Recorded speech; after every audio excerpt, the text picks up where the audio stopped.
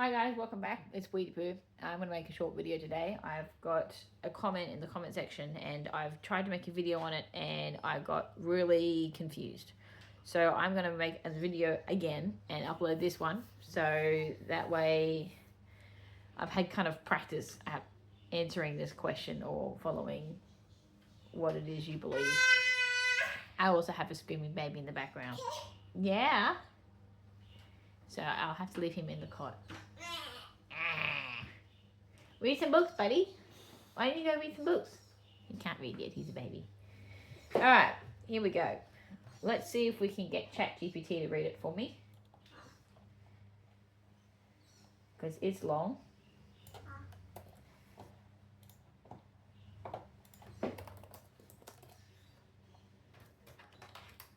Are you ready?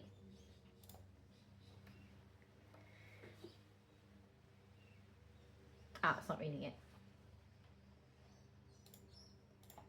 How do I make it read?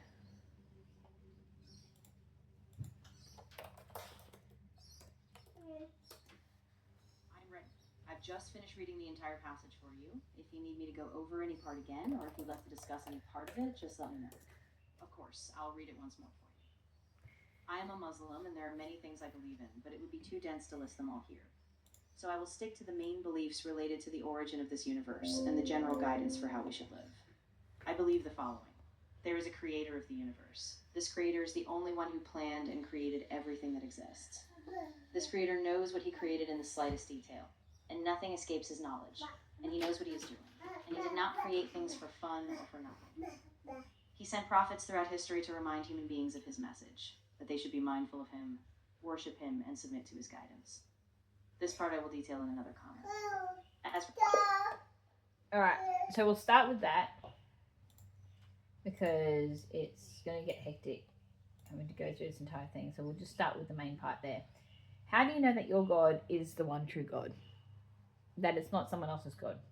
Because you said there is a creator of the universe. Yes, there could be. It's possible. But how do we know that your God is the right creator and not a different God? How do we know that your God isn't evil, confusing people in the earth, and that there is actually a better God that does other things, that creates better, happy thoughts and beautiful things in this whole universe? How do we know that it's not multiple gods? How can we prove that? Because your God might be lying to you. That's a possibility. Christians might say it could be Satan, confusing people. How do we know that your religion is true and that it's not someone else's God? That's my first question. Anyway, let's continue on. It's quite long, so I'm going to do start, stop, start, stop.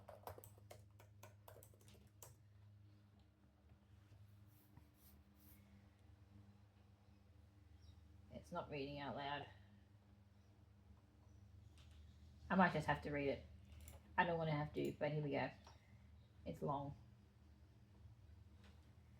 As for why I believe these things, my reason can be grouped into three broad categories, and each of these categories contributes in its own way to my conviction. The first category is independent reason. By this I mean reason that is not based on what I like, comforts me, or what I personally prefer, but on what seems to make sense when looking at reality itself. I agree, you should use logic and reason to find out what is true, rather than your feelings, or what is belief. The second category is beneficial reason. This concerns the positive effect that belief has on life, such as the comfort, meaning, direction, and peace that it brings. Useful for some cases, but I don't think in religion is useful. I think having belief that your son is still alive is good for you if you're having dementia, so you don't have to think about every single day, maybe my son died and it's upsetting me. Do you know, those kind of lies are good to explain people, like to make them feel better. But in other cases, like religion, I would say it's not good. Like telling children that there's a hell. Really bad idea. Makes them very scared, and it's not going to be a good way to convince them of religion. You want to have more happy thoughts. Like, I'm not going to teach my son about what's evil out there. I want him to discover evil on his own. I want to teach him what's good first, and then train him on how to deal with very specific types of evil. Like, you know, religious abuse, because that's what I had to deal with when I grew up. So that's what I have to teach him and train him about, is how to handle that. If someone comes up to you and tries to convince you of religion, what's your perspective? How do you know what's right and wrong? How do we suss that out? That's what I want to teach my son. The third category is reason of fear and hope. The concern of possible consequence of being right or wrong, risk and reward associated with belief. Okay, I don't know how fear and hope are together. They are very different words with very different meanings. Let us start with that first belief that there is a creator. Again, how do you know that there is a creator? How do you know that what universe has been created? This belief, I begin with independent category of reason the universe exists. How do you know we exist? It's hard to prove that one. While it could have not existed, so the question is what made it exist rather than not exist. So now we're just playing with concepts, words. Just because something exists doesn't mean there's a possibility of it not existing. Maybe the universe always existed and that there was never a possibility of nothing. That's just a thought there. One possible answer is to say that it came from randomness, but randomness is not an actor. It is something that does things. It is only a description we give to an event when the event could have happened differently and was not necessary in the same exact form.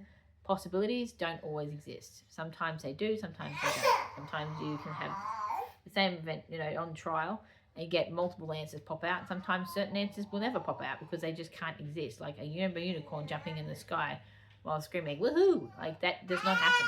I just invented that out of my head and it will never occur. And I know that it doesn't occur, even though it's possible, it's not really plausible. What's up, bud? You want the hairbrush? Yeah, play with that.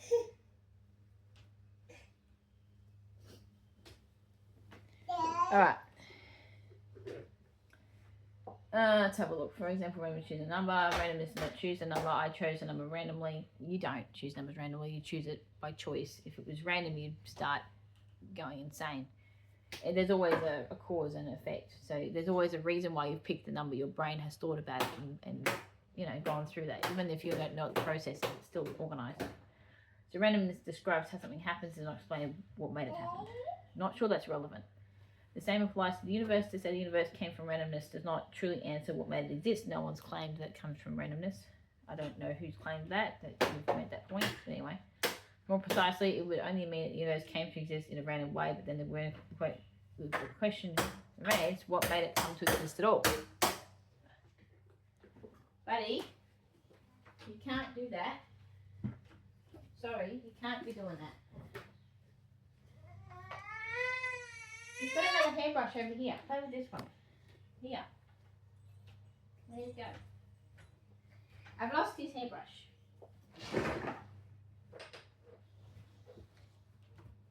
Here we are. I'll show it to you guys. This is his hairbrush. Isn't it cute? There you go, buddy. There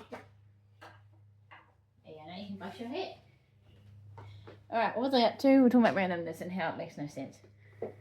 Alright, here the natural human inference is when something happens when it could have not happened and there is nothing showing it had happened, there must be something that made it happen.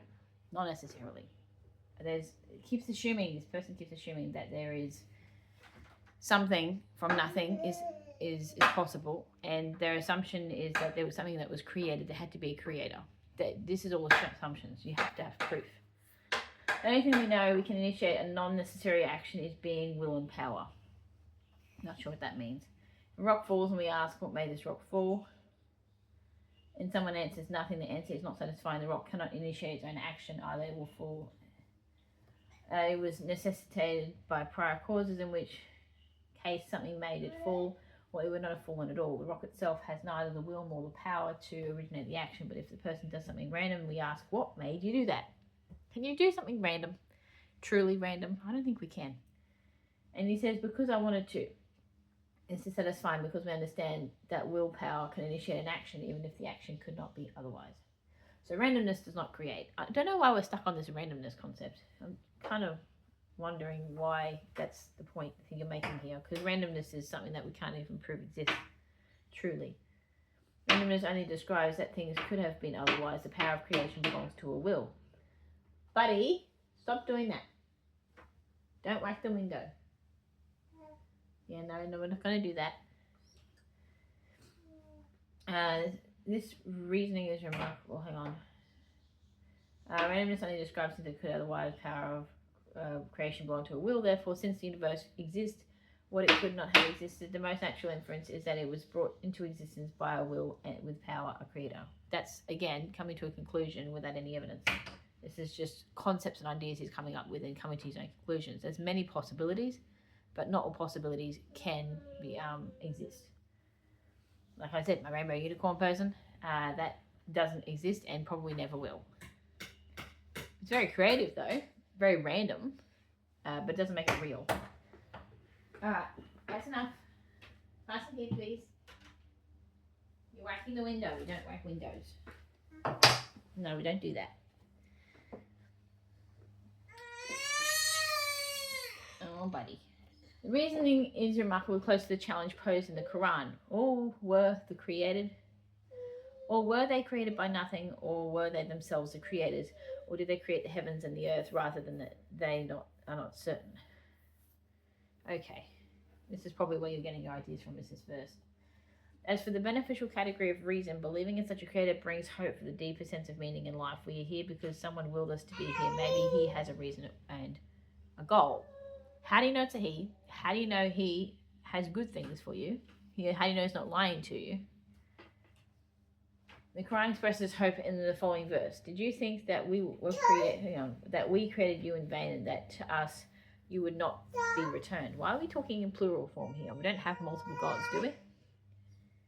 As for the category of fear and hope, from a risk and reward perspective, belief appears to me to be a better option. By believing, I may open the door for reaching out to the power of creator without having any reason to fear taking the path. Why do we bring this up as a fear? Why do we have fear? If we don't have religion, there's no fear. There's nothing to worry about because we just have death. That's it. There's no afterlife to be concerned about. There's less fear involved in being an atheist than there would be being Muslim. As for the category of fear and hope, from the risk and reward perspective, belief appears to me to be a better option.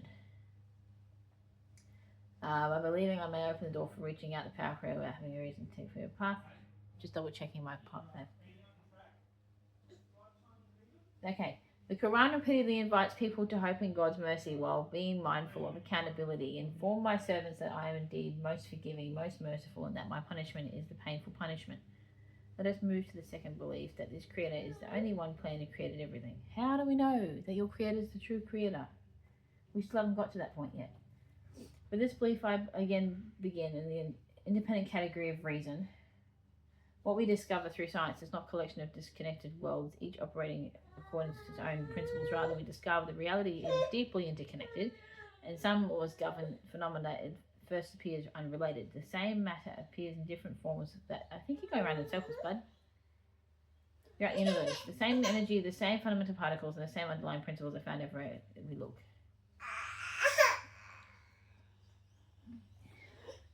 What's wrong, little man? Yeah, you want the hairbrush back. Only if you don't whack the window. You can have it back. There you go. Try again. Try again. Whoops, you dropped it over. Alright, back to what I was doing. There was multiple creators independently deciding different parts of reality. We would expect reality to be divided into separate domains. Instead, we observe in unity. Everything is connected to everything else, and particles in the same coherent system. How do we know that the universe isn't eternal? I keep saying this. We don't have to assume just because there's unity and that everything's connected that there has to be a God. There doesn't have to be a God. Therefore, if there is a creator, the unity and connectedness of reality points more naturally towards a single creator than towards multiple independent creators. Again, how do you know that they don't have their own universe that they're responsible for? The Quran presents a similar argument. Had there been with the heavens and the earth gods besides Allah, they both would have been ruined. So exalted is Allah, Lord of the throne above the earth. It's religious talk.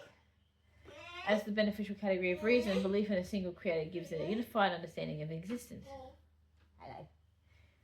The universe is not the product of competing powers with conflicting purposes, but of one source, one will, and one ultimate authority. Again, how do you know your God is not evil and that he's just running the universe, mucking around and being stupid, claiming that he has different gods and confusing people? Like, he could be evil, he could be good, he could be everything. And that's why this whole universe is so mucked up, because he just likes mucking around with people. Like, how do we know that? We don't. The Quran says Allah sets forth an example of man owned by quarreling partners and other owned solely by one man. Equally imperative. Oi! Don't be screaming at Mama. Okay? Yeah, I know. You want to have Mum attention. I'm making a video. Not yet. You have to stay up there for me, okay? What can I give you to play with? Do you want to play with... Oh, I got an idea.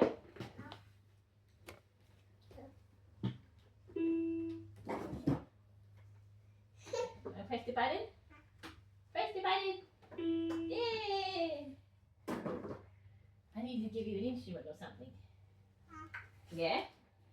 I'm going to pass you different toys every minute. That way he's got something else to do. Alright, Allah sets forth an example. Man owned by quarreling partners, another owned solely by one man. They are equal in comparison. As for category of fear and hope, if there is indeed one creator who is responsible for everything, then it is reasonable to seek guidance and approval rather than live, and though we are not ultimate source behind existence. I don't understand where you're going with this, buddy. We haven't even proven there's a creator yet. How do we know the all creator is real? How do we know your God isn't evil? Like those things, you have to come to conclusions based on using logic and reason. We haven't done that yet. We're still on feelings and belief. Talking about hope and fear or feelings. Yeah, how about this one? I've got him a drum. Little Baba, you want to play with this? Yeah? Play with this one. Do, do, do, do, do, do, do.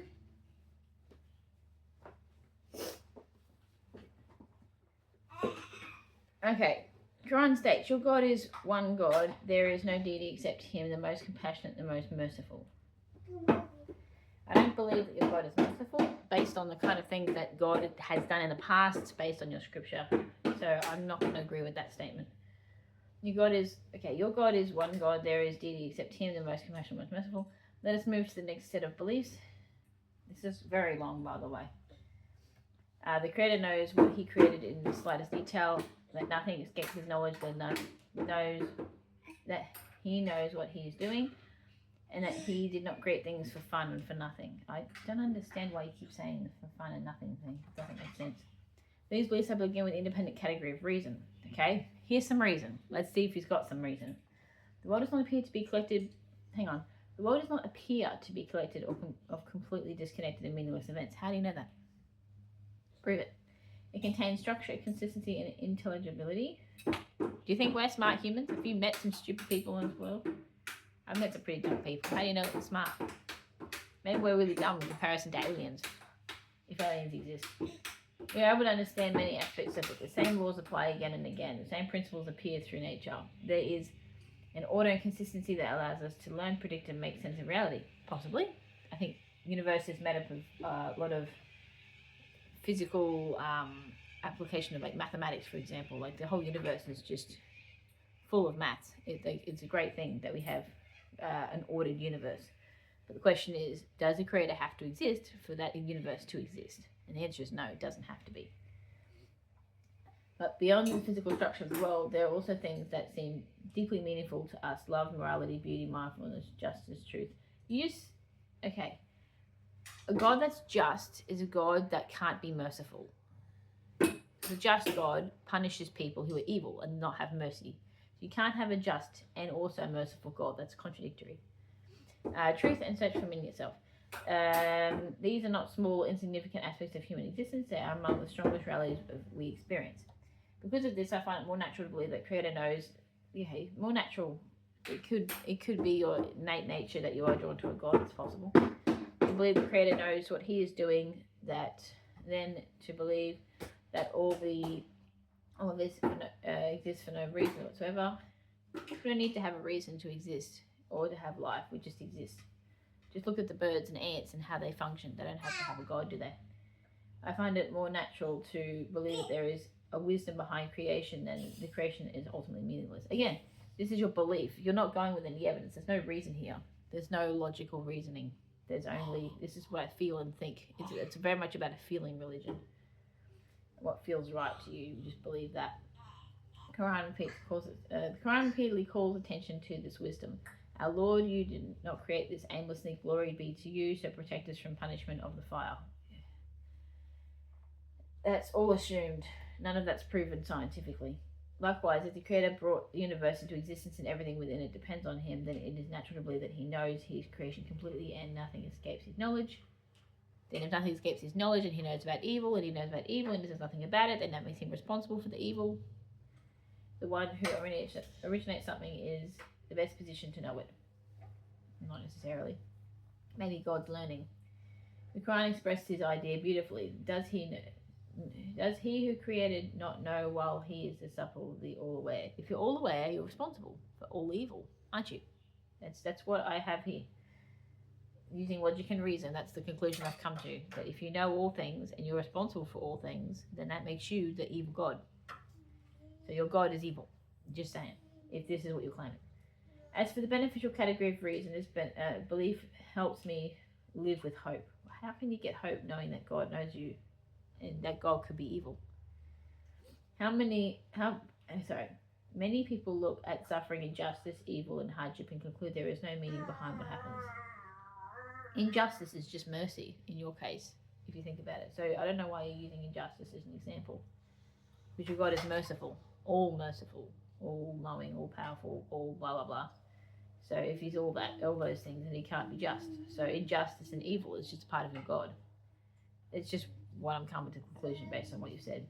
I understand that reaction, but I find it better to believe that there is wisdom even when I cannot see it. Wisdom is something that you've learned. You learn from actions, doing things. You don't just know wisdom. That there is limit in my understanding rather than an existence for purpose. Little man, what are you doing? Are you banging that window? Believing that there is wisdom behind reality gives me strength, patience, and peace in situations that would otherwise appear meaningless. Okay, for you it could be, but it doesn't mean it's true. Quran encourages that attitude. Perhaps you dislike something when it is good for you, and perhaps you love something when it is bad for you. Well, Allah knows, and you do not know. If Allah knows what's good for you and bad for you, then why are we even making any decisions? Why don't we just live our life and just do whatever we want and just let Allah speak to us? But we don't hear Allah's voice, do we? That's the problem. We haven't got this voice that tells us this is the wrong thing to do. We have to come up with ourselves, come up with our own conclusions to what's right and wrong. I would deal with other beliefs in another comment. Okay, so this is the main question that I've got to conclude the whole long video. How do you know that your God is real without a doubt? How do we know it's your God and not someone else's God? And what scientific proof have we got to prove that? Because science is just causes and events and observation and reason. So using logical thought, come to the conclusion that your God is real, not say all this that you believe is true because you're in fear that there could be a hell. Why do you have so much fear? Because you think that there is an afterlife. Now, I don't have that fear because I don't believe there's an afterlife. There's just what it is here that we can see, tangible world. All of us agree that we have a life and that we will die. Everyone agrees on that. Except some people, obviously, who believe in it end times and that they'll be raptured. But most people believe that. So if we all believe what is real, what we can see, rather than what was unseen, then all of us can come to the same conclusion and just go, oh, we're all just existing here and we can make our own decisions and we can be happy, we can be sad, we can be loving, we can be hateful, we can do whatever we want. So do what's best for everybody because all of us want the good things. We don't want to have suffering. So if we all do the right thing, this world's get better. Instead of judging other people and saying, what you're saying is wrong, believing in a God that can condemn people to go to hell, all those things are quite evil. So if evil exists because people want it to be, why can't we just say, well, why can't we just believe only in good things and do good things rather than focusing on arguing about our religion? And instead of believing in a God, why not believe in there is no God, that we ourselves are responsible for our own actions? I think that's a better message for today. We're all responsible for our own actions, so do the best thing we can. Yeah? All right. See you next one, guys. Bye.